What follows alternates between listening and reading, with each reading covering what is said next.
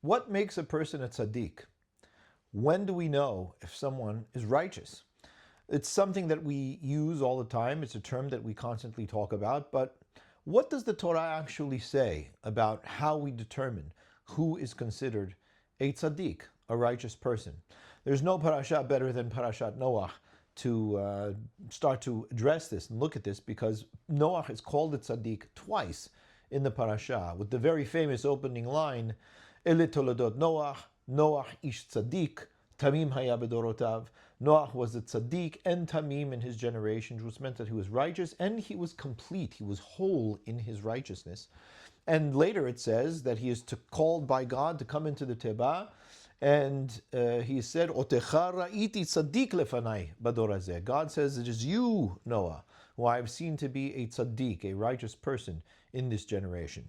So if we're going to look at anyone to kind of understand what tzaddik means, it would be right to look at Noah. He's not the only person who's considered tzaddik, but he's explicitly expressed that way. And the Hachamim say a great deal about tzaddik and about what it is that that means. We use the term, as I said, very often. We'll look at a person and say, oh, so-and-so is a tzaddik, or this person's a tzaddiket, and a lot of times I find that that term is used with people that seem to be quite pious in their behaviors, which is not a misnomer. It could very well be that the person who is pious is a tzaddik, but tzaddik does not equal pious. It's not the appropriate translation of the word. The appropriate translation of the word is a person that is righteous or in the right, as we would say in English. So when we say in modern Hebrew, ata tzodek, which is a derivative of tzedek, righteousness, tsadik being a person who is betzedek, who is in the right or in righteousness. When we say ata tzodek, we're simply saying you're right, and it's perfectly acceptable way in modern Hebrew to say you are correct. When we recognize that, we understand that there's something here that involves judgment. Right? When we talk about somebody being a tzaddik, it involves some kind of judgment in recognizing this person is righteous. They are in the right. Or that they are practicing what is right and living what is right consistently. And what it says about Noah, in contrast to, again, his generation, right? And that's why it says every time that he's mentioned as being a tzaddik, it mentions in his generation. Now, there are some very famous midrashim about that say, well, one famous midrash is in his generation, but maybe not in the generation of Avraham Avinu. Another opinion is in his generation, and all the more so in the generation of Avraham Avinu. But the simple reading of the pasuk, in his generation, is that his generation was not in the right. They were not righteous people, so much so that they were wiped out with a flood. So he is seen as being consistently righteous in a generation that was not. And so he stands out in contrast as tzadik when the rest of his generation is rasha. And if that's what tzadik means, then we can say at least, parenthetically, the rasha is the opposite of tzaddik. A rasha is an individual who is not in the right, who is in the wrong, who is not righteous, but wicked. And wicked simply meaning that they practice what is wrong regularly, over and over again. So when we talk about that there's judgment involved here, I mean, obviously there's going to be judgment in terms of determining this, right? It's looking at a conglomerate of behavior. And I will say, and I think it's important for our purposes to recognize that we are not just talking about behavior here, but I'll get more into that in just a moment. That we look at a conglomerate of behavior, we look at the person's being, the way that they are living, and make a judgment, right? Now, of course, it sounds like who's making that judgment? All of us? Well, we have to be very careful about that. And the reason why we have to be very careful about that is not necessarily that we would be wrong in our judgment. It could be that these things might be quite evident, although they could be deceiving. There's a lot about people that we don't know, one way or the other. But the idea that the Hachamim say in Pirkei Avot, Al tadun et habrecha ad shetagia limkomo, do not judge your fellow until you reach their place.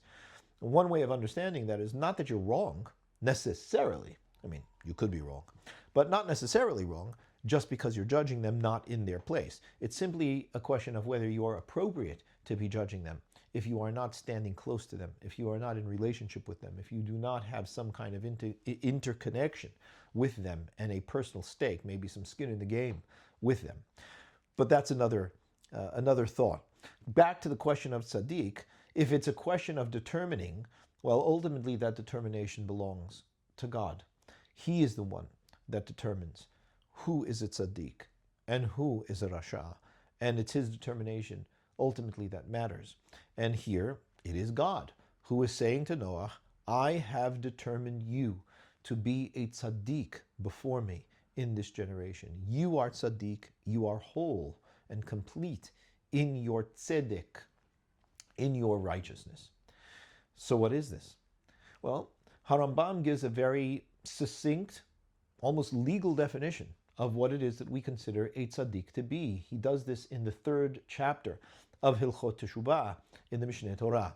And he simply says at the opening of that 3rd chapter that a tzadik is an individual who is majorly or is majority zakai. And what we mean by zakai, or more appropriately, is majority zechut, which is this precise term that Harambam uses, which of course is related to being zakai. When we say in modern terms that a person is zakai, we say that they are meritus, or they have come out in merit in their judgment, meaning that they have come out as being right and in merit with their judgment. So there's two things, right? There's being right, that's tzedek, and zakai means in merit. He has merited the positive verdict. And the opposite of that is that a person is a rasha. They have been found to be guilty in their verdict. They are in the wrong, and that they are in ivut or avon. And avon literally is a term that essentially is corruption or corrupt, that they are not appropriate or in the right with their judgment. Now those two terms, zakai or zechut and avon, come from more concrete terms, and the word zechut is a derivative of the word zach. The word zach simply means pure, like shemen zayit zach, pure olive oil. The word ivut is, or avon, is from the word ivut, which means corrupt, which is impure, right? Or that there are elements that are flawed within this particular entity or individual. So what we look at, or essentially what God is looking for, is the whole of the individual, and questioning whether this individual is majorly or majority zechut. Are they majority purity, or are they majority corrupt? And if they are majority of purity, then they are recognized as being betzedek. They are recognized as being righteous, or more often than not, in the right. And the person that is seen to be more avon than zechut, more corruption than purity, is seen to be a rasha. That person is more in the wrong, more predominantly, more so than not, in that capacity. And these are the terms that we essentially look at and use. Now, if we recognize that, then we understand, of course, on one level we are looking at behaviors, and the Ramban Nachmani in this on this pasuk says that what it means that Noach is a tzadik. Well, actually, I should say the Ibn Ezra very succinctly says that when it says that Noach is a tzadik, it means that he is tzadik b'ma'asav. He is a tzadik in his deeds, which means that he is consistently, more often than not, behaving in the right. He is doing what is right. And the Ramban Nachmani, as I was saying, says that simply means that Noach is zakai, that he is seen as pure, as consistently engaging in what is right and righteousness in this generation, in a generation, says the Ramban, that is filled with Hamas, which essentially is crime, right? Ironically, filled with crime and wrong. And that is essentially how it is that Noach comes out. So if we're to read this, and we're supposed to learn something for ourselves from this, an important question would be, what is it that makes us tzadik or rasha? So if I know, as Harambam says, that my aim in being a tzadik, or in walking a path of ultimately becoming tsadik. And that is an important way to look at it, because it is, after all, a path upon which we walk in life, because it's not talking about one thing that I've done or one time period or one day in which I live. What I'm doing over here in terms of my life, in terms of becoming a tzadik, is with intent, consistently aiming to do what's right. It's as simple as that, but also as difficult as that. And it's difficult to become a tzadik because it means that I don't just tend to do things that are good or right. I don't just tend to do mitzvot. I don't just tend to do what is good and proper with my fellow human. I don't just tend to do what is good and proper in terms of my own life and myself.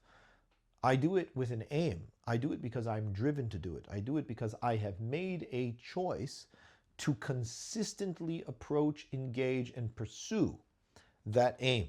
And that means that I am walking a path, and the destination of my path is tzadik. Now, of course, the same is true with the alternative. It's not easy to be a rasha either. It's not easy to be a consistently wicked individual. It's not easy to be consistently in the wrong. That requires intent. That requires genuine interest in doing so. It requires a persistent aim and consistency of doing so, which is what we are finding in this parasha is the nature of the generation of Noach. These people are not average people. These people are intentionally interested in doing what the Torah certainly determines, what God is determining in the Torah, as wrong. So this is a very stark situation, right? It's very interesting. And as I was saying, it's not easy to be a rasha either. People think that it is, but it isn't. Because to be a rasha, you have to do it all the time, or you have to do it the majority of the time. You have to live your life in order to do what is wrong, or at least consistently behaving, doing what is wrong. That takes conviction. It takes effort. It takes energy. And it takes consistency. The majority of us are neither tsadik or rasha. The majority of us are neither here nor there. We're what the Hachamim call benoniyim. We're just in the middle. And the reason for that is because we don't tend to do either with consistency. We don't tend to aim towards either with conviction and persistence. We don't tend to really be walking a path per se at all. The majority of us kind of get up in the morning and go about our day and go to sleep at night and do the same thing the next day. And maybe sometimes it's a good day. Maybe sometimes it's not a good day. Maybe we do choose to do good things one day. Maybe another day we don't choose to do them. And, it's basically evens out. It's basically a 50-50 situation. If we want to be a tsadik, it means that we have to choose to walk a path. It means that we have to consistently aim and set ourselves goal of reaching that destination by the time that our life ends. But if we do that, it means that we end up living a life that, odds are, if we're doing it well, does end up becoming a life of tzidkut, or a life of being a tzadik, of doing what is right consistently, more often than not, and ultimately emerging as a tzadik and zakai. That is what Noach did, which is probably why he was 600 years old by the time the flood came out. I mean, it took him 600 years to be that tzadik. Nothing to sneeze at. But that's the idea. And the point is, and the Ramban also points this out, is that he did this consistently. He had worked his entire life to follow the path of God, to follow the path of righteousness. And the path of righteousness, again, in its simplest form, is doing what is right consistently, living what is right consistently. So that is an orientation towards what it means to be a tzaddik, and that ultimately what it requires is to choose a path, to walk along that path every day of our lives, and to move on that journey towards that ever-present destination, the destination being righteousness, living a life, being and doing what is right. Now, I did say that it is not just about doing what is right alone, and I think that that is important, and I want to spend a moment on that, right? There is a peculiarity about Noach if we look at it, because we say that he was righteous, we say that he was a tsadik, we say that he was tsadik in his generation, but one observation that the Hachamim make with regards to Noach is he didn't have a great deal of influence on his generation. I mean, he's the only one that's saved. Him and his family is saved. And there's some discussion as to why his family. Some say his family was kind of living in his home or raised by him and therefore proceeded to behave at least, to a significant degree in tandem with how it is that Noach lived. Others say that it just would be a terrible thing to do to Noach, to take his family away from him, and he didn't deserve that. Either way, the point is, it's only him and his family. There is nobody else in the generation that is welcomed onto that teba except for the animals who really haven't done anything at all, right or wrong. And so they are just kind of by default innocent because they cannot be proven guilty. And so the question is, what is going on with Noah? Why is he not being more influential in his society? Would we not expect that a tsadik is looking to see what is wrong with the world and making it right? Isn't that what it means to do what's right? To look and see what is needed in the world and to do it. And that's, by the way, very much what we mean by tzedakah, which again, from the same derivative, all from that root, tzadi dalit kuf, kof, tsadik. Yes? Tzedakah is the practice of doing what is bitzedek, doing what is right. Now, we normally relate that to giving money. But of course, that's not the only thing that we do that is considered tzedakah. To do tzedakah, as opposed to give tzedakah, is to do what's right in any given situation. That is tzedakah. Oseh tzedakah, says the Rambam, is a major part of teshuvah, to look to see what is wrong with the world and make it right in whatever capacity you, in your own life and in your own self, can do in an effective way. Right? Not to do things that are really not your place or not your business to do, but something that is kind of open to you, presenting itself to you, that tells you or shows you there's something wrong here that you can make right. And you do make it right. And you do that consistently. That is the work of a tsadik. That is the definitive behavior of a tsadik. Well, if that's the case, what was going on with Noach? Well, on the one hand, you could say, well, there's nothing presenting itself to him. It's very possible that the generation that Noach found himself in was not one that was conducive to what we call tochacha. Tochacha means to show what is true. He was not really able to convince people that what they were doing was wrong and that they should live a different way. Perhaps things had gotten too far. Indeed, from the fact that God decided that the world needed to be flooded as a result of it, does indicate that things had gotten to be a little bit too far. There was no rehabilitative program that HaKadosh Baruch Hu is encouraging Noach to begin or to facilitate. So that's probably the simple meaning. And what it is that, why it is that Noach didn't really engage and influence his generation any more than he did. But another point that is important is that Noach needed to do something in order for him to even be able to be capable of doing something more in his world. He needed to do something with himself before he would be able to know what it was that he needed to do in the world. And that is, he needed to make himself right. Now, I hesitate to say that he needed to make himself right before he was able to make the world right, because it kind of happens in tandem, right? We grow a little bit and we do a little bit, and we grow a little bit and we do a little bit, and it kind of feeds on itself, right? The world teaches us and we engage with it. But there is one thing that I think we avoid looking at oftentimes when we talk about a tsadik or becoming a tsadik or individuals that are a tsadik or not. And again, this is absolutely no judgment to any particular individual. It's just talking about in general terms.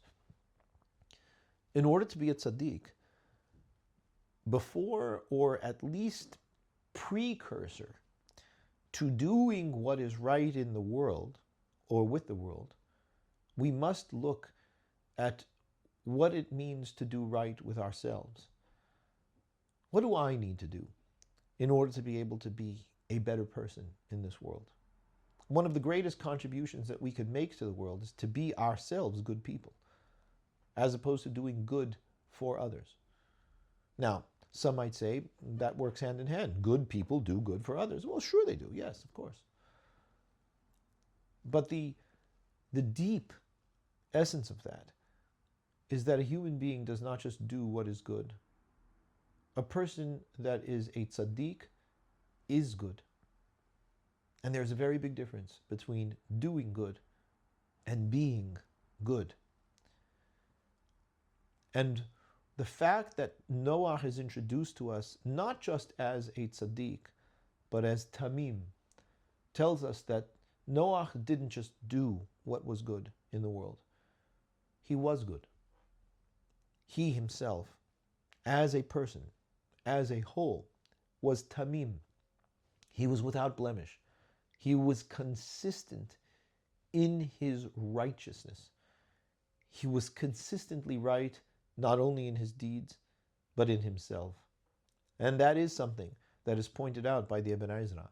The Ibn Ezra says, Sadik b'ma'asav. He was sadik in his behaviors, but tamim in his self. Whole, complete, in his person.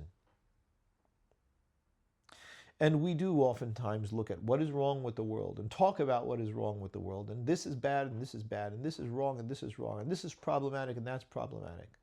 And we may even go so far as say, it needs to be this way, and this needs to happen, and that needs to happen. But what Parashat Noach teaches us in these subtle ways is, before we do any of that, the important thing to look at is, and what's wrong with me? Now, I know that we tend to do that in self-critical modes, and we do that in our heads. That's not necessarily helpful either. The question is, when I say what is wrong, not as kind of how am I flawed, but more, what can I make right with myself? And I think that the phrasing is very important because that focuses on becoming a tsadik. When we ask, what can I make right with myself?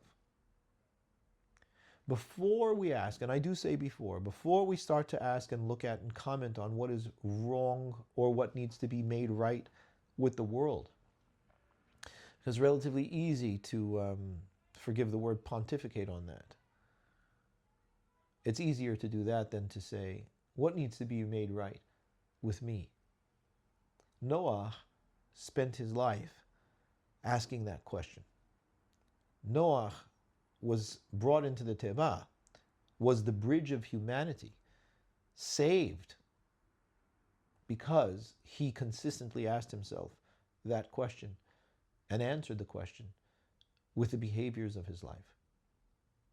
And so for us, it is important for us to be able to question, what needs to be made right with me? And that has to do with our attributes, our behaviors, our inner workings even. Something that I've spoken about before is the fact that even in ourselves we are conflicted. We have parts, and we have parts that are not always in line with one another. So we say in our vernacular, I'm torn. What do you mean you're torn? You seem to be whole to me. Well, no, what we of course mean by that is that we are pulled in different directions internally. There are parts of ourselves, and we'll say this, right? Part of me feels ABC, and part of me feels XYZ. Well, how do those parts live within this one individual that you are? Not only that, we have an experience of where one day I'll be feeling very dedicated and interested in doing something, and the next day I won't really feel it at all. Isn't this what New Year's resolutions are all about?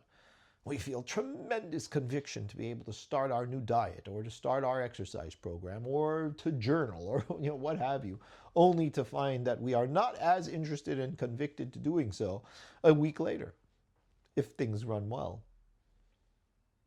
That has to do with conflicting inner aspects of ourselves. And when we talk about a tsadik being zakai or filled with zichut, which comes from zach, purity, what essentially we are saying is that the person is an integrated whole. That there is less and less conflict within the individual, not because we don't pay attention to the conflicts, but because we learn about the various parts of ourselves the complexity of self that God created, and work on integrating those parts, even what Carl Jung called the shadow, the darker parts, the parts that are not socially accepted, the parts that we sequester, the parts that we close off and don't really like to look at, but that don't go away. And that the reality is, if we don't look at, leak or affect us in ways that create illness of serious sorts, mental and even physical. We run off kilter and we do things that are not right as a result of them. And at best, we are inconsistent because of the fact that we run conflicted parts within ourselves. And sometimes we're here and sometimes we're there. Sometimes we're good and sometimes not so good. And sometimes we do consistent things and sometimes we do inconsistent things. That's the majority of us. That's just running on the default. And then there are those of us who give in to the demons, as it were, and choose consistently the wrong. To be a tsadik, as Noach, to be a tamim, as Noach, is ultimately to choose what is right consistently, but it begins with choosing what is right in us, to make ourselves right. And that includes being able to be aware of the various parts that are contradictory in ourselves, that we all have, that the Hachamim simply termed as Yetzer Tov and Yetzer Ra, the inclinations to creative good, the inclinations towards creative bad. And the Hachamim say, Bechol levavecha, that you are to serve God with all of your hearts, plural, both your Yetzer Tov and your Yetzer Ra, both of your creative aspects to you, they should be recognized and integrated, not killed off. Oh, that is some serious work indeed. Serious work. A life's work, in fact. For Noach, 600 years of work against a generation that was going in a very opposite direction. And it means that the Torah is saying this to us, especially since it's saying to us at the very opening of Torah.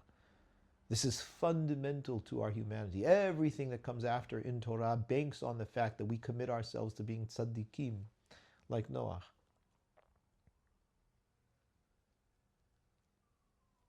And to making our lives right. It starts with making ourselves right. Before we start talking about what it needs to be right with the world, we need to talk to ourselves about what needs to be right with us, and to actually look at it, and to actually work on getting it there, and to discover what are the contradictory elements that are not tamim, that are not integrated, that aren't whole, and what do I need to do in order to be able to make them whole. And it's true that it may very well be that we don't have all the answers to that. Maybe we need help with that. Maybe we need some mentoring with that. Maybe we need somebody who has had some experience with that to be able to help us with it. Whatever it may be, it is holy work to do so. It is the work that Torah prompts us to work on, to do so. And it is the work that no one else can do for us. We are the only ones who can genuinely do it for ourselves. Pretty much everything else that we do, other people can do. We're all replaceable. But the only things that are not replaceable is essentially our own selves as us, right? We are unrepeatable beings. And the only ones that can work on refining this being is us for ourselves. That is the work of being a tsadik. That is the path. That is the derech to tzedek, to being a tsadik. And while, as it says in the pasuk, Sheva yipol tzadik vakam, 7 fundamental times a tzadik will fall along that path, falter along that path, but will get up because his conviction or her conviction is to become a tzadik or a tzaddiket. And that doesn't mean that they won't fall more than 7. That 7 is a primal 7, a fundamental 7. There could be micro falls along the way, and it is expected. As Rav Hutner says in his very famous and beautiful letter to his student. The story of Noah is the story of tzidkut. It is the story of righteous humanity. It is the story of the hope in humanity. The hope that human beings can indeed choose to live consistently right, to do what is right, to achieve righteousness in the majority of the lives that they live, both in themselves and ultimately in deed. And in that we create a world of righteousness. And why is it so important? Well, of course, it seems to be self-evident to us that it's important because we want righteous people, and we want a righteous and just society. But it's important to ask, well, why do we want that? Well, the simple meaning can simply be because, it's good. The Torah says to us there's a higher level to it, and that is that the consistency, the integrity, opens ourselves to the flow of God's presence within us and our lives. That God rests within the life and being of the tsadik, in the integrity of the tsadik, because He, HaKadosh Baruch Hu, is a tsadik. As we say, tsadik Adonai bechol derachav. He is a tsadik in all of His ways. With that, I wish you a Shabbat Shalom, and see you next week for Parashat Lech Lecha.